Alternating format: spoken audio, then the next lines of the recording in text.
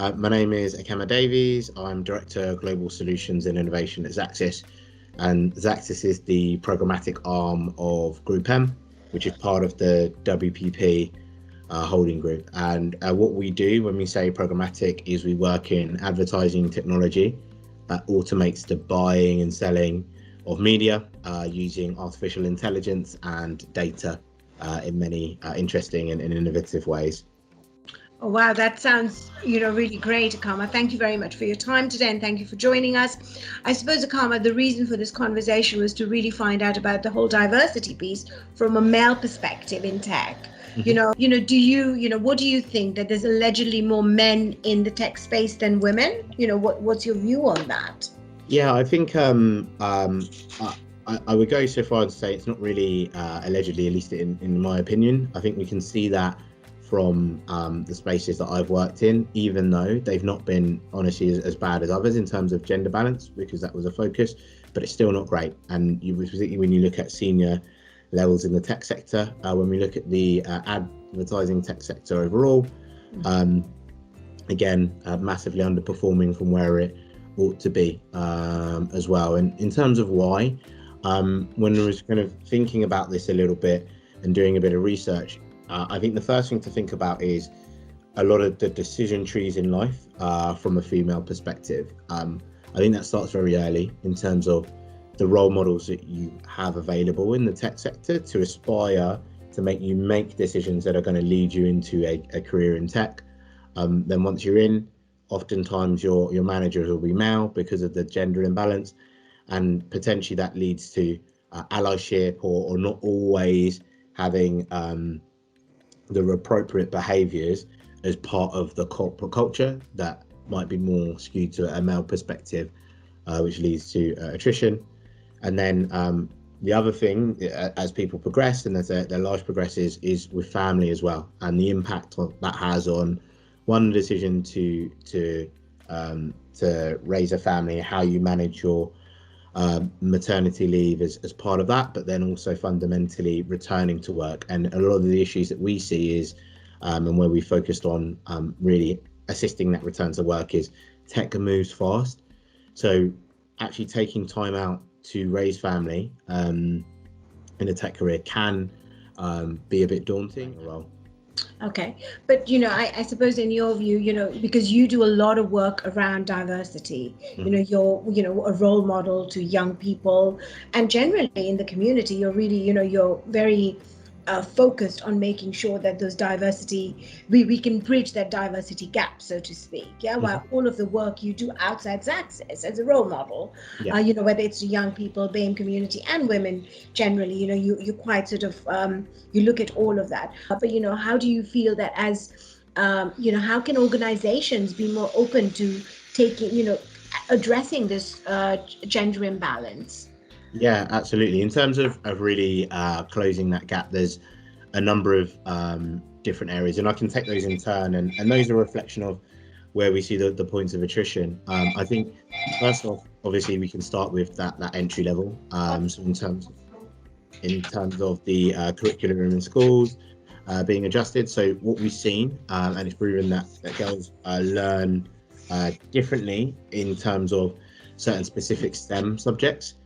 So again, we can really review how we teach in order to make those more appealing and more accessible to everyone as well.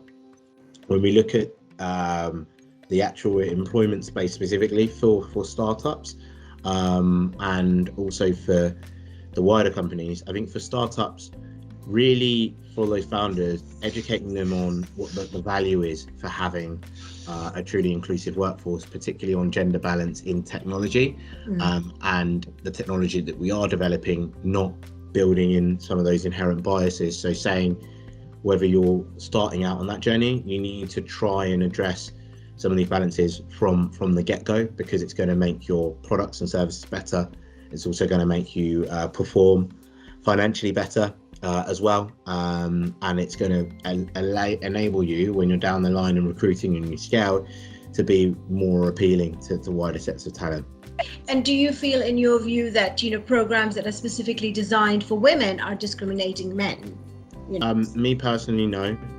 There's quite a famous quote by our CEO, Karen Blackett, in GroupM UK, and she used the phrase, I think it was at an ad week, that men of quality don't fear equality.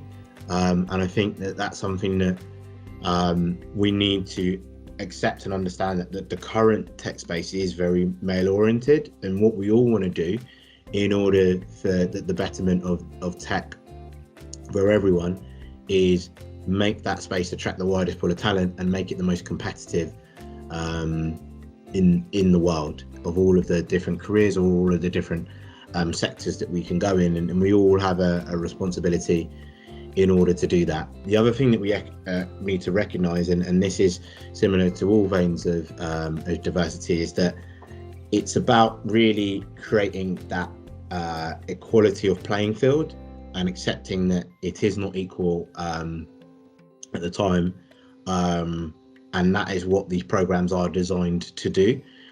So for me personally, I don't think that they're discriminating on men. Yeah, thanks very much, Akama. I suppose, the other question, I know this is a bit off, but I think the other thing I'm really curious to know about, women in glass ceilings, because we don't find, like you rightly said earlier on, that we don't find many women in leadership positions, especially when you go to a boardroom. There is a real, there are 90% men and maybe 10% women, or if that at all. And how do you feel that's what, because the CEO for GroupM is a woman, and how can that be addressed? How can that, those power structures perhaps become more conducive for women to progress up? Yeah, I think one of the early steps that we always advocate for is just really overhauling what the route is to get there. So looking at your organization, how promotion works, how progression works, how opportunities are divvied out to get to those senior levels. Also looking at the culture and the personality profiles that are valued as well in the organization.